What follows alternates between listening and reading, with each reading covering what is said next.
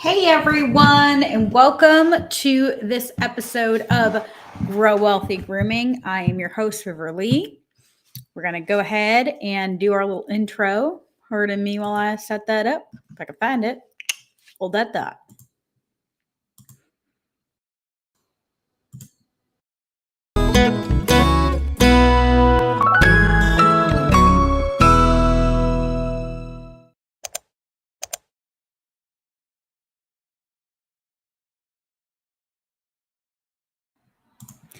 This is our virtual happy hour or virtual coffee, depending upon what you are drinking and depending on where you are in this time of the season. So I am drinking Starbucks, believe it or not. I ended up buying myself a awesome brown sugar espresso sauce, and I'm so excited. So I am going to just message my team and start getting these questions.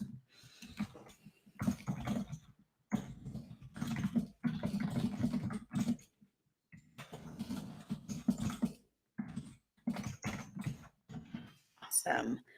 And it's always so funny. One of these days, I'm going to be like, I've got this. This is amazing. But you know what? It is what it is. So if you guys have never seen this live, what we do is you're able to go ahead and chat right through Facebook or YouTube. If you do need some help, there is a little thing that you can do so we can actually see your display name. So if you guys are here, you can say hi. If you have any questions, I am here. Hey, Ingrid, great to see you here live. Thank you so much for being here. And if you guys need to, you can absolutely, go ahead and click and say hello. And let me just pop open. Hey, Tammy, great to see you here live. Whoop, whoop. I know, this is my favorite. I love, this is it's a little bit different than we do in group mentoring. So group mentoring, we're able to say hi to each other. We're able to communicate and do all of this stuff. And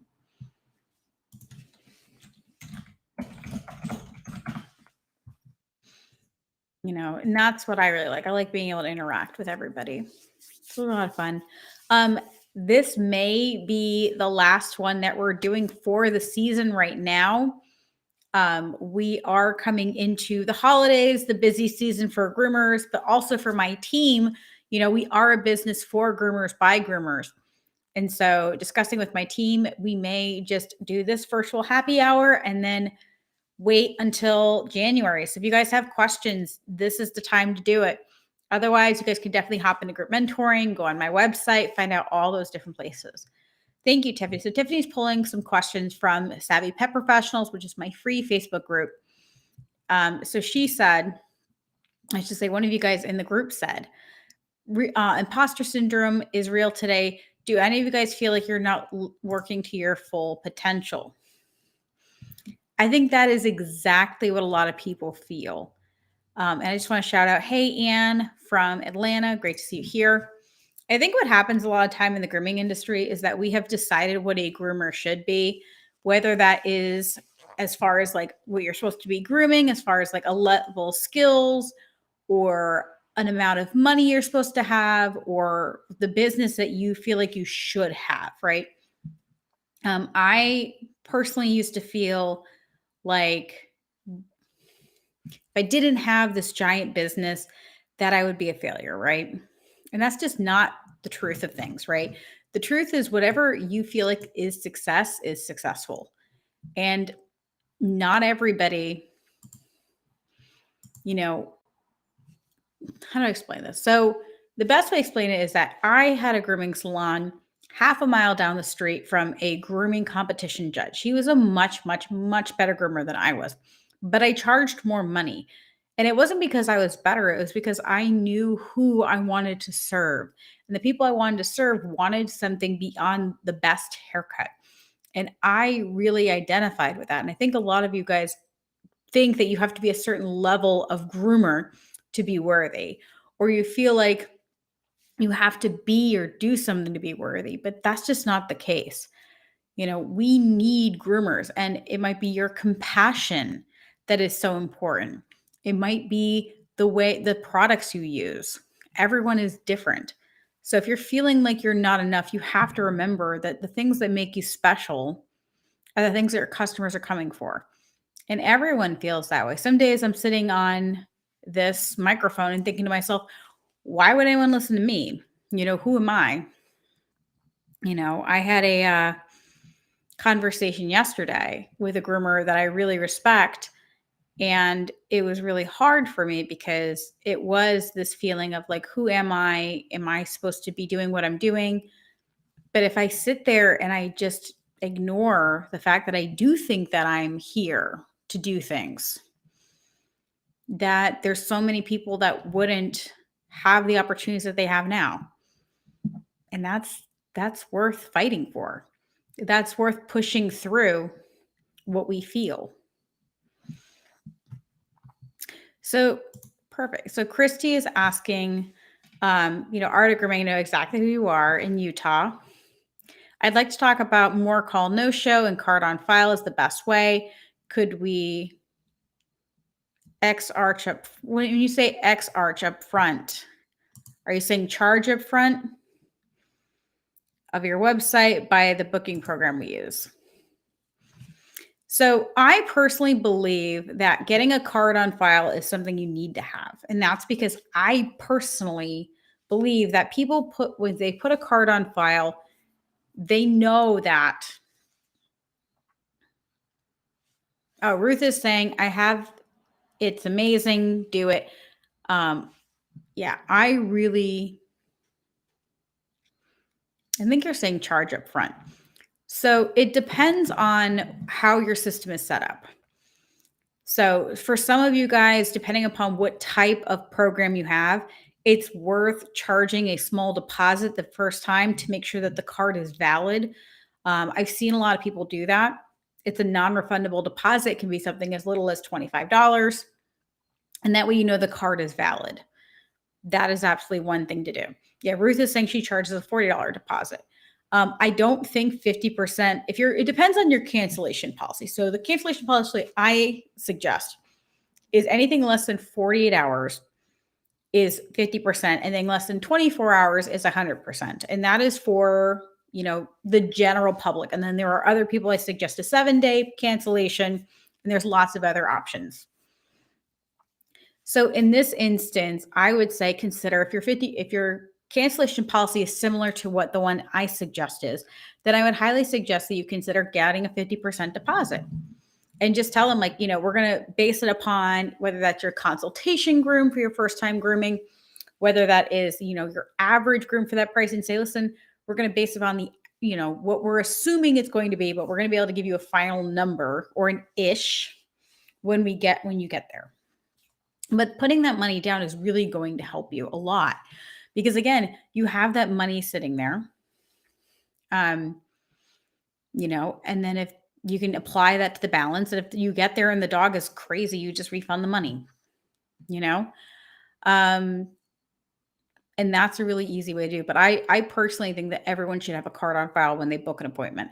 I think that there are way, way, way too many people that are no call, no showing. People are significantly less likely to no call, no show if that is. And if you have online booking, you can require a card on file. And again, like I've said, you can have a deposit. Any new clients, I would definitely have a deposit. But there are certain softwares that will make sure a card is valid and not let them put a card on file unless if it's valid. And the best way to find that out is to actually ask your processor if that's how they do it, if they validate the card when the card goes on file, or if they only validate the card when the card is charged. So I would start there. But that's personally what I believe, and I really feel like that. What would you do for your current clients? For current clients, I would require a card on file. I would tell them at the time of their appointment that you're requiring a card on file for any new appointments. And just that, when you charge the card, you say, listen, I just need your permission to save the card on file. They say, no, I won't do that.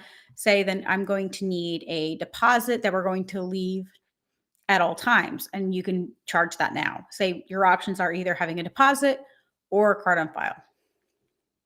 I personally would not. There's so many companies now that require a card on file. I don't know any eyelash studio that will book an appointment without a card on file.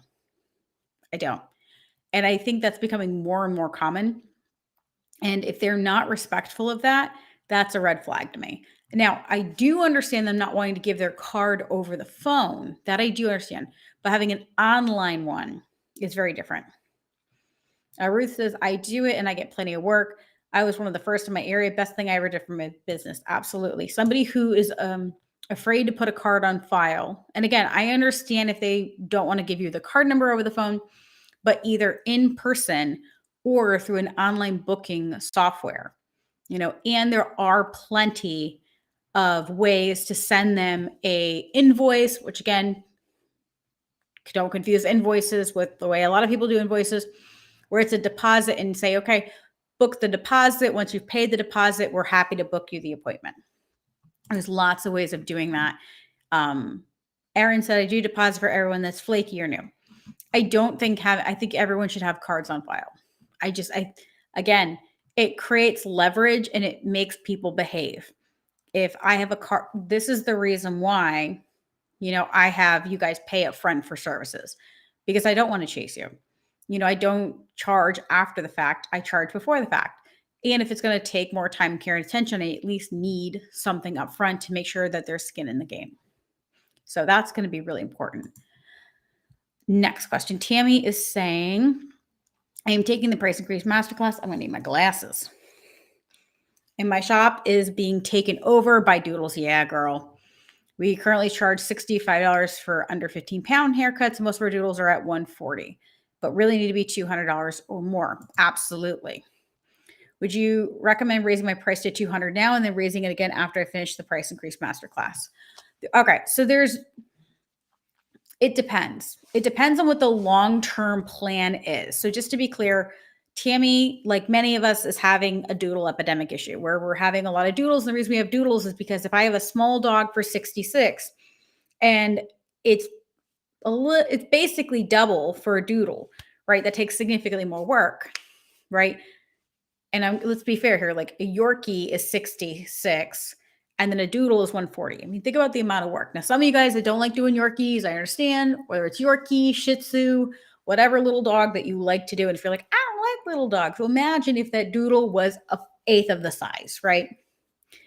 Then that's significantly less work than these big dogs.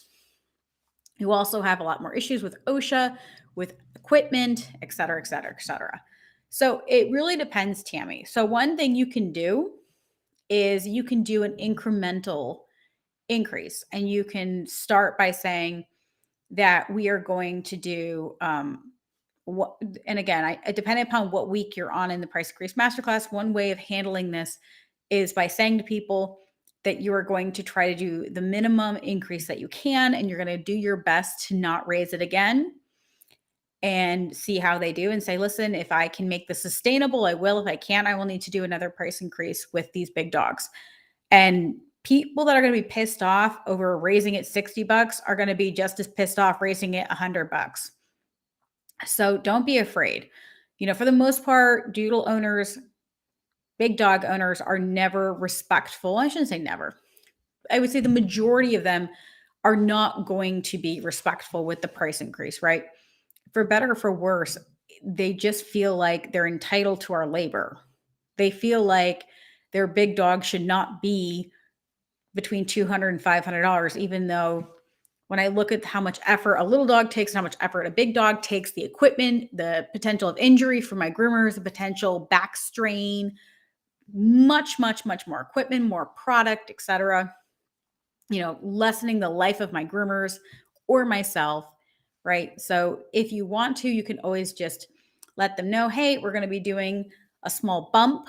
And again, you can say a minor bump, which is true, and say that it is going to be our goal to not increase it more. However, we're going to be evaluating prices. I would, especially if you're mostly because of the time of year we're coming into, to me, and you do what you want, I would not want to have to do $140 doodles for Thanksgiving and Christmas. I would want to do $200, and then you can evaluate after the new year, right? And so that at least gives you some breathing room during the holidays. So that's what I would personally do, Tammy. And again, without knowing more details, I would want to increase that now. I would do that bump now, that extra $60 to help my staff and myself through the holidays. And then after the holidays, again, when you're finally doing your maybe everyone price increase, you're able to actually set that price. And I would let the doodle owners like, listen, math, I hired a business consultant. She's suggesting a much higher increase. I'm going to try to do a very minor increase from 140 to 200. But I'm going to try this out. And if I can make it sustainable, I will. If I can't, then I will let you guys know. And there may be an increase from there. And again, you've warned them, you've told them, and they're aware of it. Mary is saying that she doesn't like charging up front for the whole groom in case I need any add-ons. So I'm not a big fan of add-ons. You guys know that. I'm a big fan of just doing what I feel like is appropriate as a professional. I don't think that the average pet owner should be picking what add-ons they get. To me, I am the professional. What I think the pet needs is what the pet needs. I also hate, I shouldn't say hate strong. I also think it's really, I hate like the teeth brushing add-ons and the bullshit add-ons. I think that they're stupid. I think that we are asking people to treat us like professionals. And then we're saying, sure, let me brush your dog's teeth at best once a month.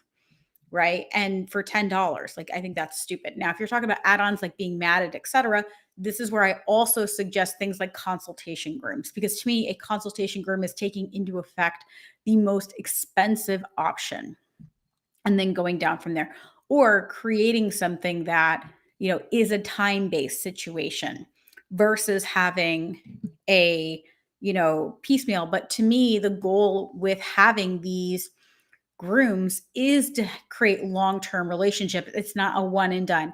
I'm not looking to have a groom where I groom the pet once and then I never see them again. I don't see any value in that.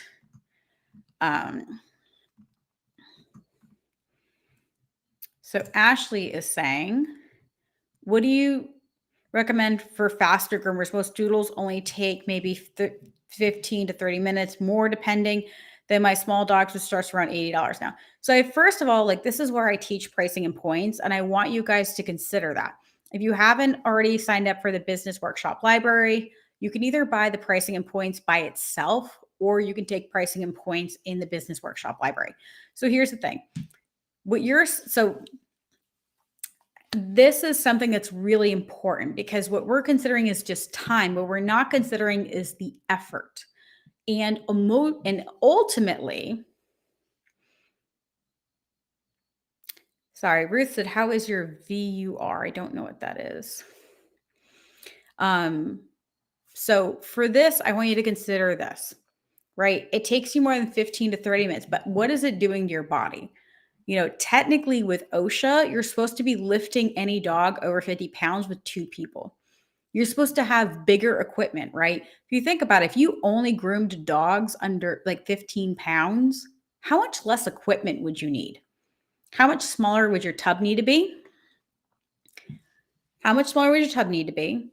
What other things, like what blow dryer would you honestly need? Do you need a Canine 3? Right? Do you need that? Do you need all of these things, or is it there because you're doing big dogs? If you thought about, it's so interesting, because as somebody who's a cat groomer and had a van as a cat groomer, the amount of stuff I needed because I only groomed small pets was significantly different than having to groom big dogs. A lot of the things that we buy is because we are grooming larger creatures. And for better or worse, that eats into your profit. You are also significantly less likely to wrench your back out grooming a small dog.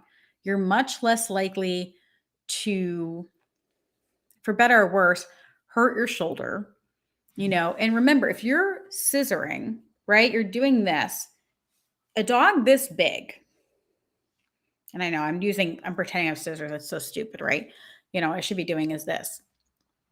It's so much less than this. And this, when you're clippering, you're ruining that shoulder and you're doing it fast, right? There's going to be so many other factors that make you fast. Some of us are just talented. Some of us are just born talented, right? Some of us have more education and that's why we're faster. Like Chris is saying, Chris leads, she's an enrolled agent who's saying faster grooms sound like you are more experienced. Time should not be the factor, but experience and value. This is where we teach a point system.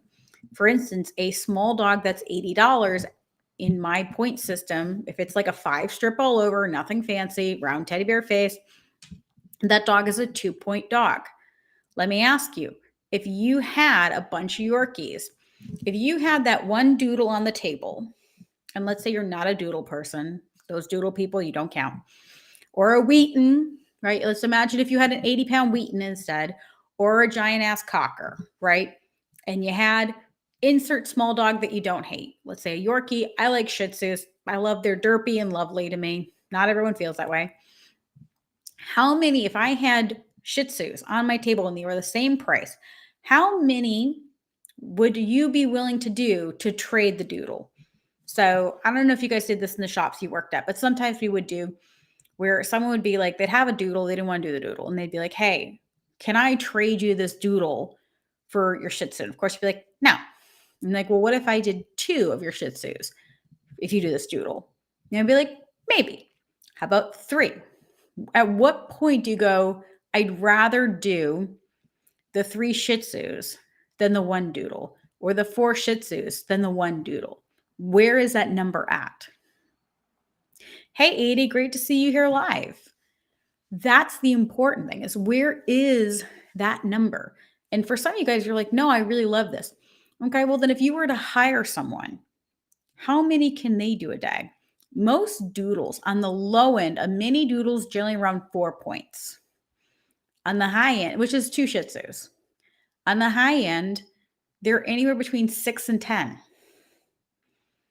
Okay, so if there's 6 to 10 points, and if you have, and this is the way, and again, this is why pricing and points is so important, because if I'm a 5 Shih Tzu day groomer, I can do 5 of them a day. And they're 2 points each. I'm a 10-point groomer. Okay. And if I have, let's say for shits and giggles, 1 doodle, and that doodle is anywhere between 4 and 10 points, if that doodle is matted and a little crazy, right, then I may or may not be able to do more than that dog in my entire day, because I'm going to be mentally and emotionally spent. A lot of us can just push through things and get it done really fast. And what we're doing is we're punishing ourselves for being talented. And that's really, really, really unhealthy. And so what I want you to consider is, how many of these dogs can you do? Yeah. And so Ashley is adding in, I think this is really important. She's saying that's my issue with my trainee starting to do full grooms. Absolutely. I'm very blessed in the sense that I was never a power groomer. I was never naturally talented with grooming. Grooming was really hard for me to learn. So this is where a point system is really important, because if you're really talented, if you're a power groomer, etc., you need to know how many points a dog is worth. So if she sees a Shih Tzu as 2 points, right? How long does it take her to do that 2-point dog, right? And then when you add in a mini doodle, let's say realistically a Cocker Spaniel sized doodle. So let's say, I would say they're on the low end 20 pounds and on the high end 45 pounds. Those are a 4-point dog all day long, possibly a 6-point dog. You know, it's harder for them to learn too. Don't forget, they tend to have combination coats. They tend to have a lot of cowlicks. They have unpredictable temperaments, unpredictable hairstyles. You know, people tend to want unreasonable haircuts on them. So you've got to add that all into the amount of effort. I can close my eyes and do your average Shih Tzu, because even if they have 1 or 2 cowlicks, the hair is very easy to work with. On a Yorkie that has a decent coat, it's going to be easy to work with, depending upon what I'm doing, right? With a poodle, poodles are not going to have different things. If I'm not going to have to be like, okay, what kind of texture is this hair versus this, unless I'm doing something really special with them. I know what to expect. And I think that's really important. What we have to remember is that you're adding in the amount of effort. The amount of effort is very important. And if we don't remember that, what happens is, or if we again, because either you've been grooming a long time or you're naturally a groomer. Ruth is saying, this was me, not a natural groomer. I'm not a nat. Listen, I cried. Both times I went to grooming school, I cried. I'm a frustrated crier. Like I just can't, I just get like all these emotions. I don't know what to do. And I just like start crying. I cried during regular dog grooming school because everyone like did amazing. And then I spent 6 months under a woman grooming for free. And I still wasn't like this amazing groomer. Some of us are just born that way and it just comes very naturally. And for some of us, we have to fail long enough that it becomes muscle memory. It just is what it is. So, and when we're training people, if you're a power groomer, you're going to get very frustrated with the trainee. Or if you picked it up very naturally, you're going to get very frustrated. My sister's a very natural groomer, which is very annoying. She just picked it up and she learned how to groom basically like just watching me groom, which was, again, like obviously I showed her and I taught her, but she just naturally picked it up very easily. I don't know how to pronounce your first name, but welcome. It's your first time here. Is it Giovanna? Nice to meet you. Thank you guys, everyone who's coming here. It's so nice to see everyone. And I will say that we are going to tackle using the point system. Myself and my attorney, who's amazing, his name is Jim Atchison. He is a Rhode Island attorney who also works in, he's a partner in a national firm. So he's a partner at a law firm that literally serves all 50 states. But he had a lot of fun with me when we were creating all the contracts and the things that we needed for the membership masterclass. And so we're actually going to be doing a bunch of things for employees because that's where his expertise really is. And there were a lot of legal things that I said, I don't have, I know how to like manage and hire and pay people, but I want to make sure that what I'm talking about is legal. And so we're going to be able to partner and do that. And part of the pay masterclass that we're going to create is using the point system to figure out how to pay people, because I do think that getting rid of commission is important as an industry, or at least bringing the commission low enough that we can actually have a profitable business, but making ourselves profitable enough that these groomers are making a livable wage. Hey, Megan, great to see you here, girlie. I hope you're doing very well. So going to the dogs, mobile grooming is saying I went hourly, but now the points make more sense to me now, especially since I like XXL dogs. I work too fast and don't get paid enough. Absolutely. So when you're using the pricing and points situation, what you're doing is that you're setting a certain dollar amount to points, and you can make your system any way you want. I can tell you what I do, guys, but it's always about figuring out what works specifically for you. My goal is to say, hey, here is a formula. Here is how I may have done it. Here's how other students did it. But ultimately, we want to create something that works for you, because the groomer I am is not necessarily the groomer you are. I think there are so many of you guys that groom differently than I do. And there's nothing wrong with that. Sorry.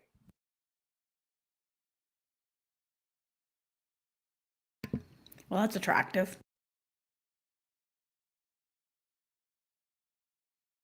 I might die here, right? Hang on.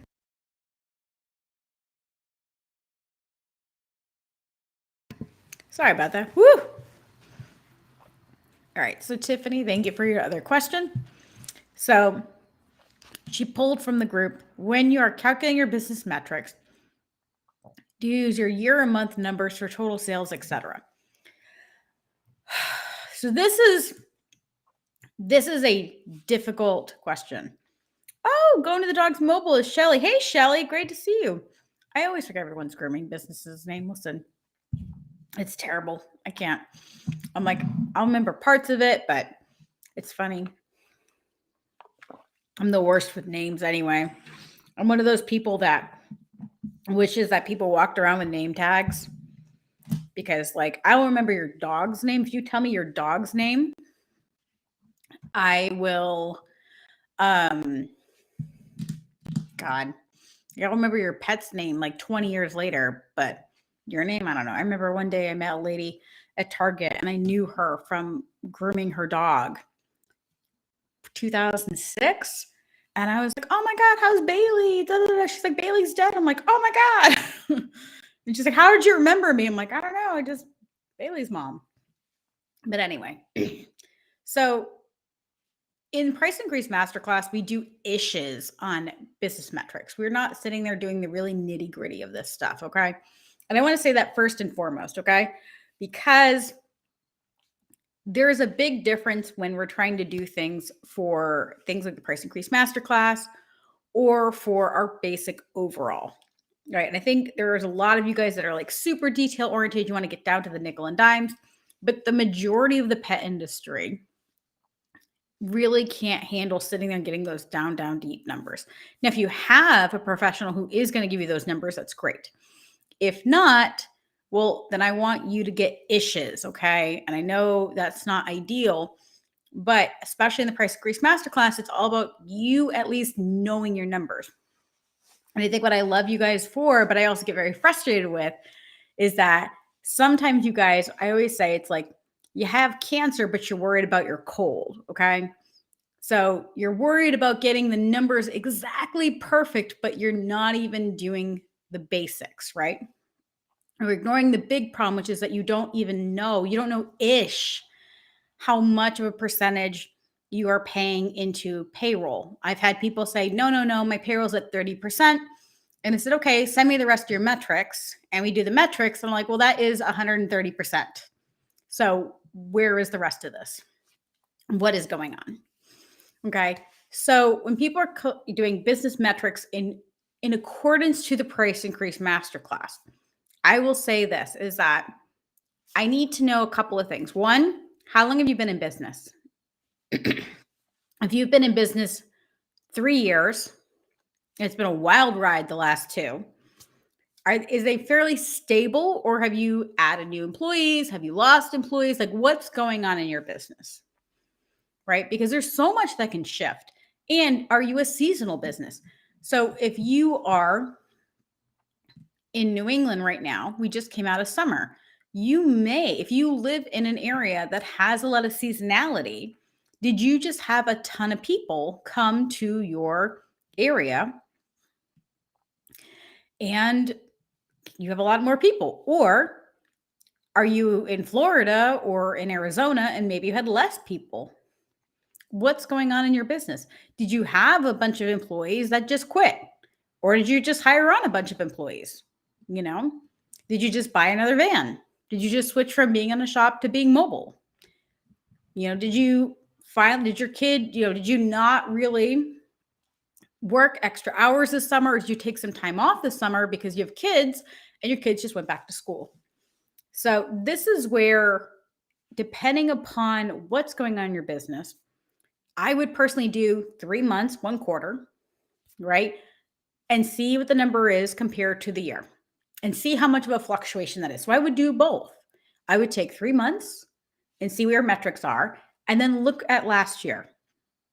How different are they? If they're wildly different, I want you to pay attention to why they're different. What is going on in the business? Was your payroll really, really, really high last year, right? And then this year you switched everyone to hourly and now your payroll is more reasonable. Or was your payroll really low last year because you were the only groomer and then now you hired a 50% commission groomer and now your payroll's at 60 to 80%. What is going on in your business? So I know that is kind of, not super helpful because I know it's kind of vague, but I want you to consider all of those things. Thank you, Tiffany, for pulling more questions. And like I said, guys, if you have questions, please feel free to go ahead and put this in. I really feel like This might be the last happy hour before the new year.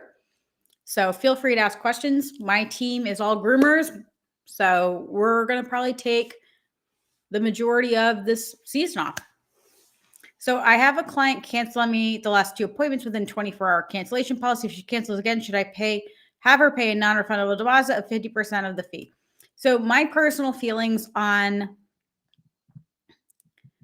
I definitely believe in the no call, no show policy of minimum in the majority of the industry. What I like to see happen is 48 hours is 50%, 24 hours is 100%. And again, if everyone has a card on file, this is not hard. So what I generally suggest for my coaching clients is that I say, okay, it's 72 hours. We send them a reminder. Like we say, hey, your appointment is in 3 days. If you need anything, just so you're aware, our cancellation policy is 50% at 48 hours and 100% at 24 hours.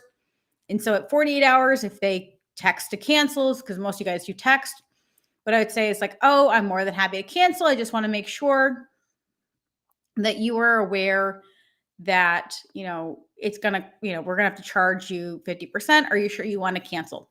Because now you have leverage, right? Now you're saying, listen, I really don't think you should do this, but if you do, I totally understand, but this is the consequence, right? We're letting people make their own decision. We are letting adults make their own decision on consequences, right? And that's a reasonable thing to do. And the same thing at 24 hours, right? Because again, it's up to them to decide. But this is important because the 48 hours, I need time to find a new person to fill that spot. Or I need that money to at least cover some of what I would have had to pay my employee. Because if I'm paying them hourly, I would have paid them anyway. But to me, 3 days is the minimum, ideally. But at 48 hours, I may or may not be able to fill that spot. So I do think that your first time people should, if your system does not validate cards, and again, the best way to do that is to contact who does your cards and say, when people put a card on file, do you validate the card? And if they say, no, we only validate it if they charge it, then I would have a deposit. But just remember that person, if you have a card on file and it's a validated card, what I personally do is you can do one of two things. I'm an asshole. So what I do is I actually charge the card 50%. And I just like, oh, that's so sorry. No worries. I charge the card 50%. We hope to see Fluffy again soon. Bye. Because then they're like, oh my God, why did you do that? Well, this is the cancellation policy. Oh, no, I definitely want the appointment. Okay, well then I'll keep the appointment and you've already paid a 50% deposit. Right. And it's just that. I personally think I think what's good for the goose is good for the gander, but this is also where I don't personally cancel appointments unless if it's like really horrific weather. And I think that if you're mobile, you should give people 2 or 3 days notice. If you're throwing up or having diarrhea, there's only so much you can do. But again, especially if someone is canceling, right? And it's also making sure that you're enforcing it. But if everyone has a card on file, this is a really easy solution. Super easy. They cancel 24 hours, you charge the card. We're so sorry to hear that you're not going to see Fluffy per our cancellation policy, which I have reminded them when I did the reminder text or reminder call or reminder email. It's in there. A cancellation policy is in the reminder, right? Per cancellation policy, we've charged the card on file. We really hope to see you again. Please feel free to book your next appointment. And if they go, oh my God, no, I don't want to be charged for it, I'd be like, well, this is the cancellation policy. And then if they do want the appointment, then give them the appointment.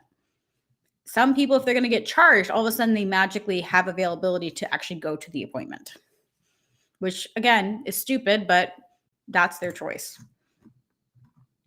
There's a Facebook user. And again, Tiffany, can you post in the link that people can click on if they want to, and actually go onto Facebook, if you don't mind, on both the Savvy Pet Professionals and the Savvy Groomer page, and post in the link if people want to. You just have to click the link once, and it lets me actually see your name, which I love.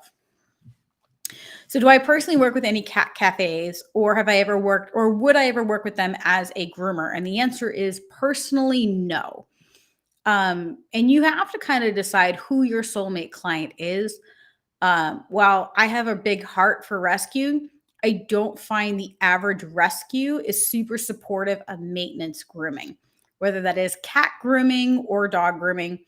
I find that rescues tend to have a very negative opinion of pet groomers, or they tend to see it as like a pampering and not so much as maintenance.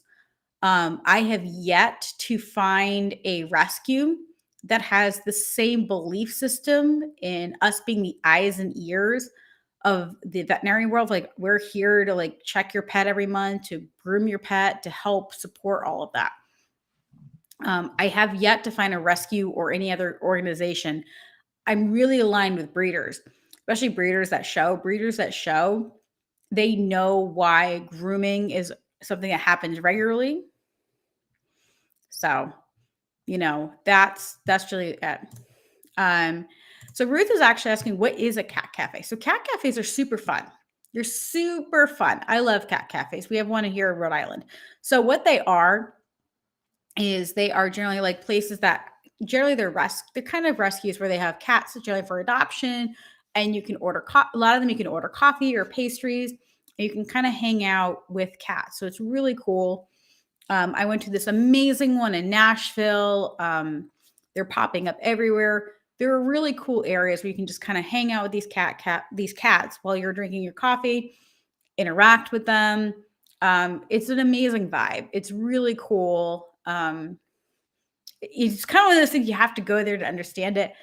Um, Everywhere I go that has one, I generally end up in them. I mean, listen, coffee and cats, nothing's going to make me happier. Some of them have a fee to go in, it's a donation. Some of them are, you pay for the coffee, maybe it's a little bit more, but you are again helping support a rescue and most of them are rescue. Some of them, the cat cafe itself is not the rescue, but they partner with a rescue.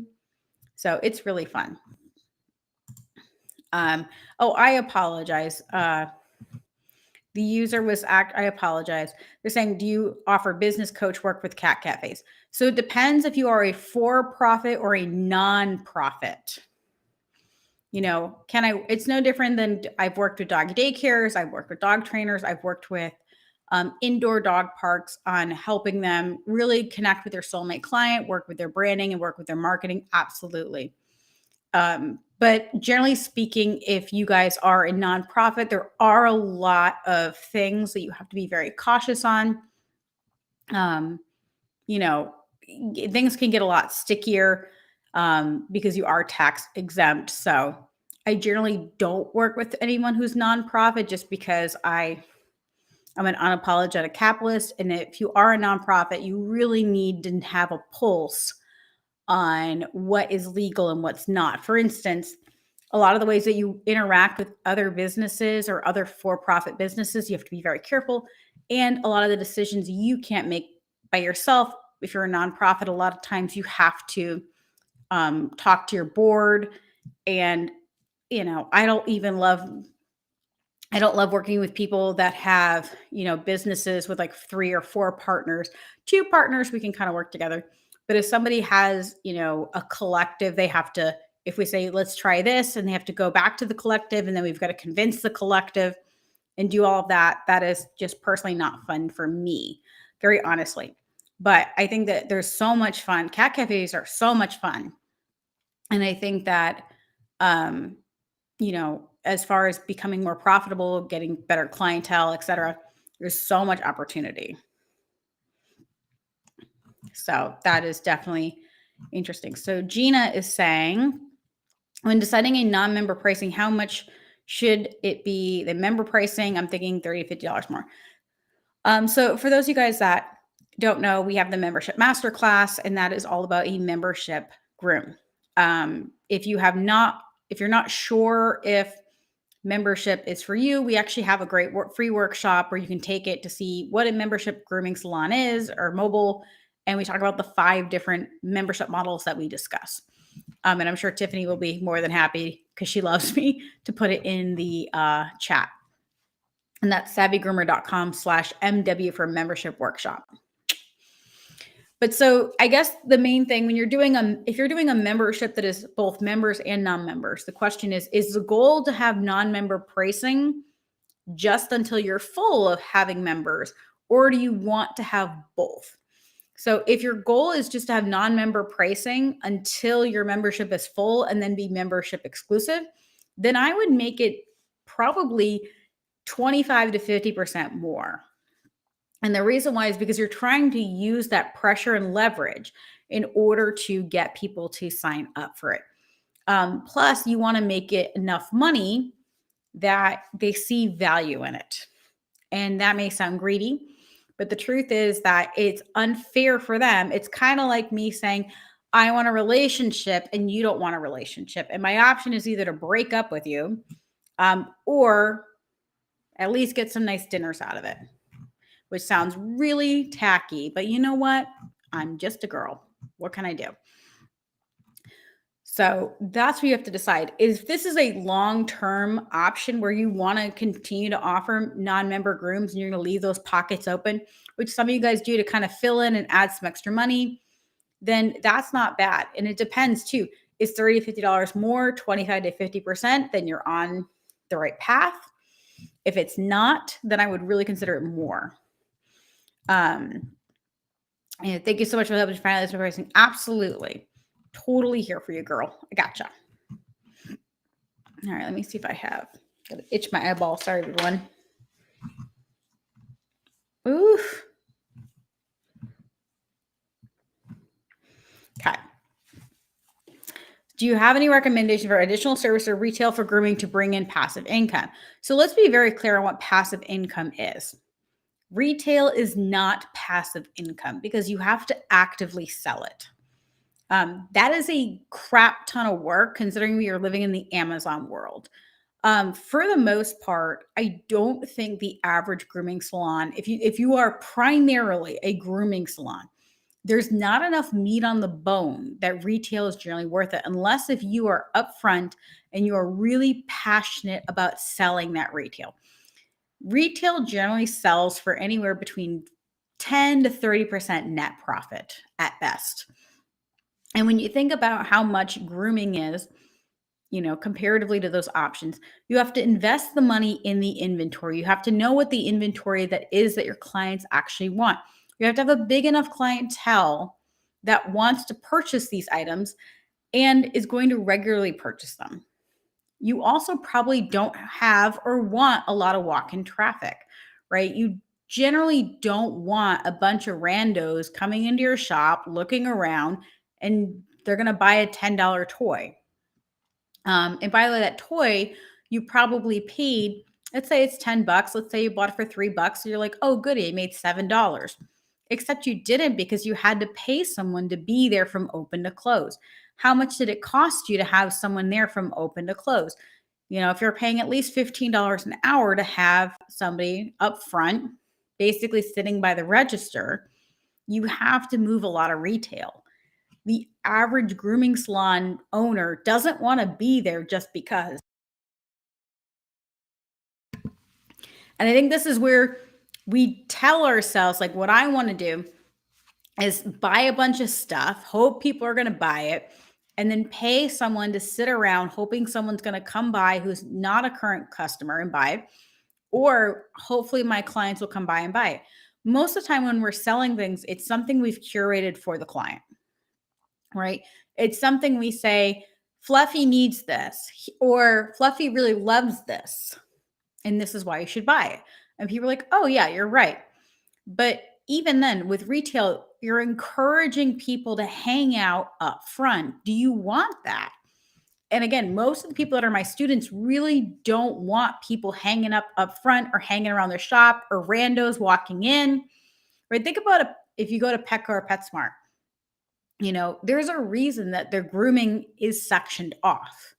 Do you want people to come in and do all that? And if you do, that's perfectly fine. But you've really got to look at the ROI of that. I don't know about you, but most of the groomers I know, they want to groom and they want to go home.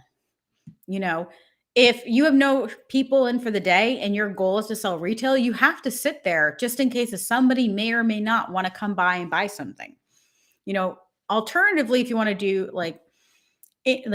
very structured retail, that would be things like curating a certain dog food. Like we sold raw diet. When I had my shop, we really focused on holistic dogs with allergies. So it worked really, really well for us to sell raw diet because we would have a lot of dogs that had food allergies. And so we were able to say, listen, in conjunction to your membership where your pet is getting a weekly bath or a monthly bath, here is some great food. And we would spend the time. We would spend the time to sell that. Right. And the profit margin really wasn't that awesome. And a lot of the additional services, what are those services? And again, who is going to do those services? To me, it's figuring out what is going to make me more money that either I don't have to sell, right? Or it's not going to add any manpower. And a lot of you guys are like, I'll add daycare. Okay, well, who's going to be the person to come in for daycare? Even if that person quits, how are you going to groom a full day's worth of dogs and watch those dogs at daycare? There's so many of those things going on. And what I honestly believe you are better off doing if you really want truly passive income is things like a much more expensive groom and creating a membership and then offering either in your membership or otherwise things like learning how to maintain your dog. Creating a puppy care package, selling things that can be sold over and over and over again. So I want you to think about if you had one tool you wish every client had, whether that is an educational situation or like some sort of like gift basket, what is that? And how could you resell that? I really think that groomers need to focus on educating clients. I think that there is so much availability. The average groomer could just very easily create basic video tutorials on how to brush their dogs and sell them to people that they meet. If you sold a $10 a month membership to 100 people, that's $1,000 a month. It's a ton of money for doing one thing one time. But to me, again, it's like figuring out what are you actually going to invest in? Because retail's not passive. You have to sell it and you have to buy it and you have to hope that people buy it and they're happy. If they buy a $10 toy from you and the dog rips it apart in 2 minutes and they bring it back and they're like, I'm dissatisfied. Do you eat it? Do you not eat it? And that's where the thing is. And it's tough. There's so many things more I can say about that, but I do want to watch our time. Do I have any more questions? I think we're good. So that's the thing, Buffy. I think again, and ready, it's also about what do you like, right? How is it that you want to make more money? How do you want, what is it that you're passionate about and that you want to do beyond that? Most grooming salons are always going to be service-based. Why? Because we are in the business of serving clients. We're in the business of making dogs' lives better and cats' lives better. But I think that one thing that groomers are not taking into account is that you don't have to charge $50 a dog. There's plenty of groomers out there charging $150 to $200 for a small dog. And I'm not talking about competition level groomers. I'm talking about groomers that are really clear on what they offer. And as an industry, if we raise our prices up to $100 a small dog, which if we want to pay our employees $30 an hour, that's what we need to be at, right? So if you were charging $100 a dog and you groomed 5 dogs a day and you grossed $500 a day, that's a pretty goddamn good day, right? And you get to go home early. If you're a power groomer and you can groom 5 dogs in 4 hours, check in and out, you could work a half day, gross $500 and be done with your day. Or if you are a power groomer and you want to do 8 and you can do 8 in 5 hours, right? Or 8 in 7 hours, 8 hours. I'm making $800 gross a day at $100 a dog. And it's becoming more and more and more common. And it's because we have not increased our prices realistically in the last 20, maybe 40 years, depending upon where you are in the country. I think that Ruth had asked a question. And I'm sorry, Ruth. I think I missed your question.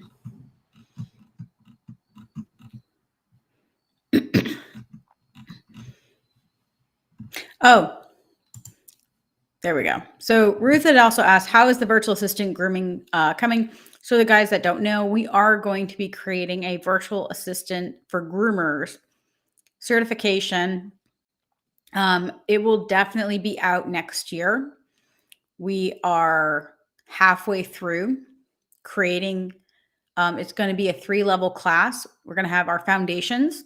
We're going to have our office manager, and then we're going to have a class if you want to create this as a business.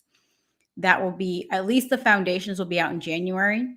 I'm really, really, really excited about it because, again, a lot of groomers are like, I can't groom till I die. Great. Not a problem. And we're going to be able to create ways of making money online.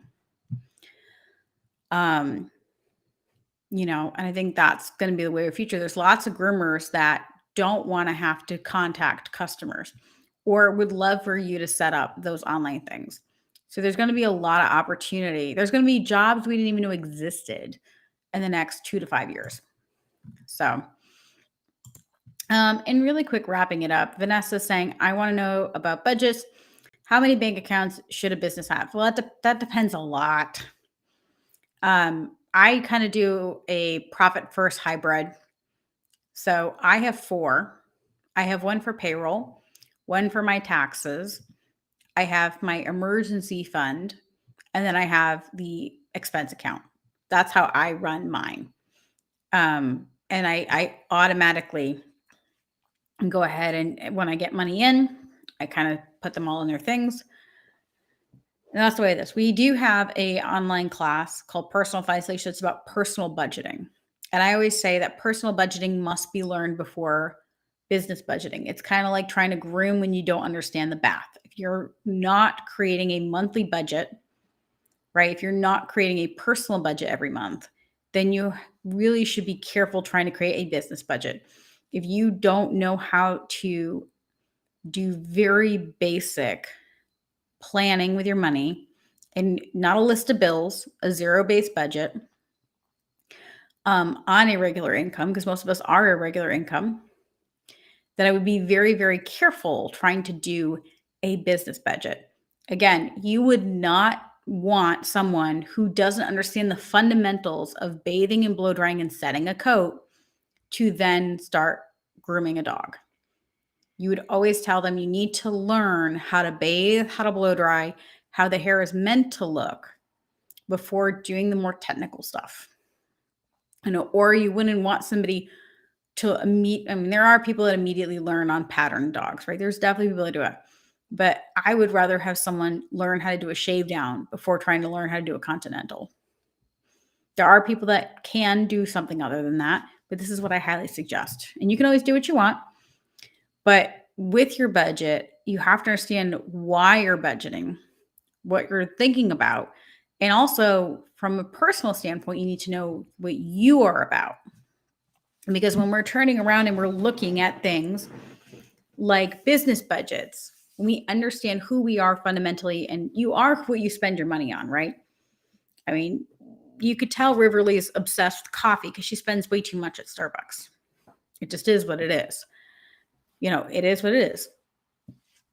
But you need to have money allocated to things. It's a lot easier to allocate money to groceries than allocating money to sinking funds and emergency funds in your business.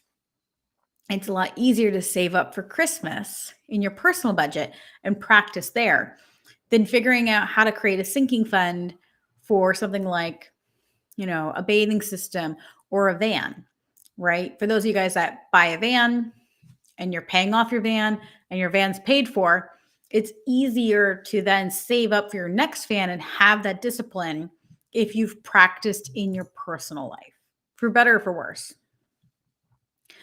Well, you guys, we are a little bit past 8 o'clock. It has been so wonderful being here for the last hour. I really appreciate everyone here.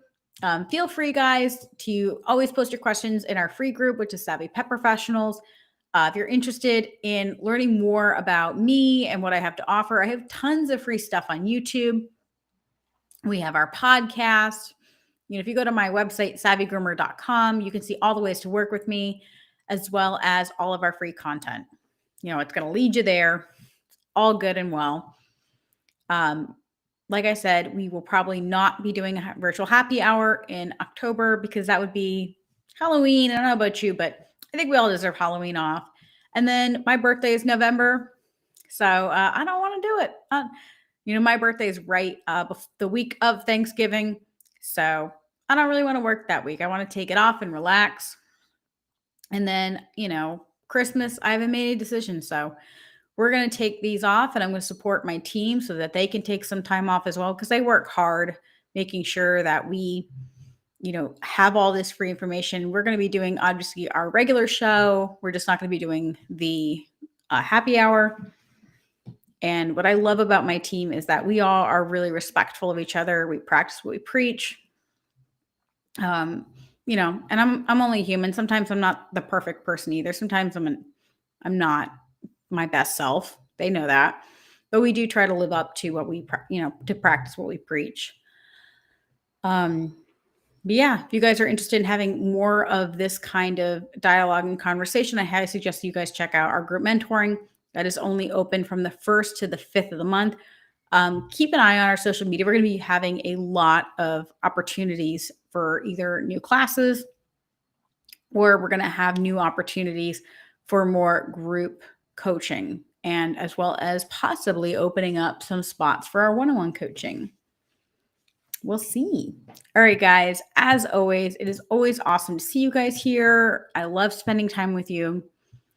So as always, guys, happy grooming.